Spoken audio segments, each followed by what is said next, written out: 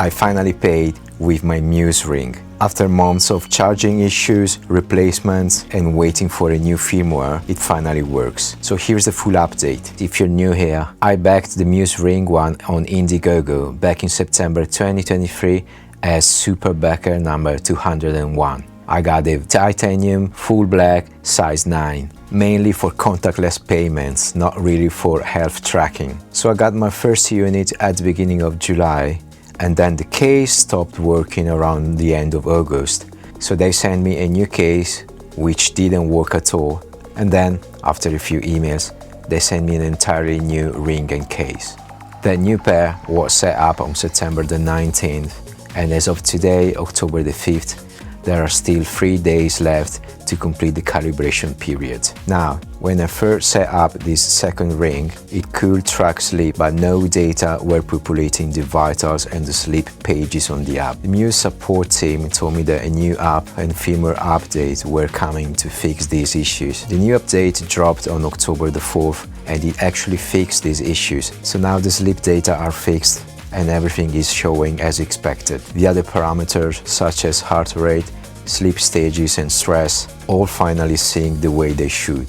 There is still a question mark on the steps tracking, as many are saying on the Facebook groups, but the last firmware hopefully has fixed that as well. I haven't tried it yet. As I mentioned before, the main goal for me was to use the ring for payments. But if you're curious about that, you just need to go back and check the first impressions video that I made, and you'll realize that by now the user interface hasn't changed too much. It's still clean and minimal, so the big difference that we have now is all about this button.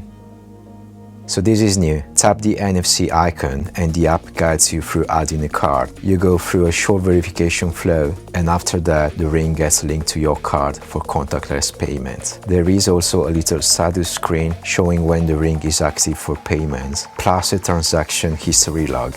One thing that I still find a bit annoying though is that for the moment Ring One only accepts MasterCard. I have a few different banks that I'm using here in the UK, but even those that provided me with a MasterCard couldn't be added to the Ring One wallet, so to speak. So I had to open a Curve account, as many others have done before. And with that said, everything worked just fine. So of course I had to try it. First stop, groceries.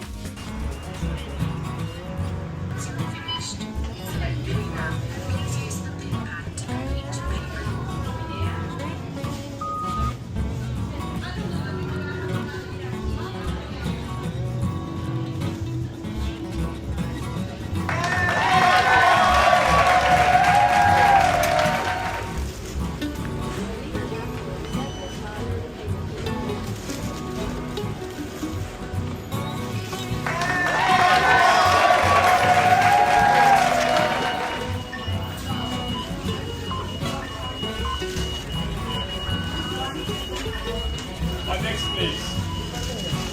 Next, please.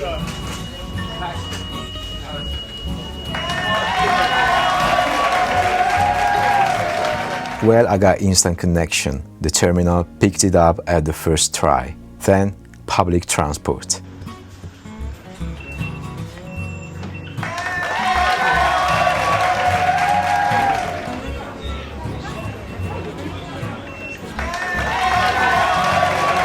Same thing here, one tap and no delay. And my phone buzzed with the bank notification right after. No app open, no extra steps, just a ring and a quick tap, which is exactly what I wanted when I backed the project 2 years ago. Now, because the ring is still in its calibration period, I haven't seen long-term vitals data yet.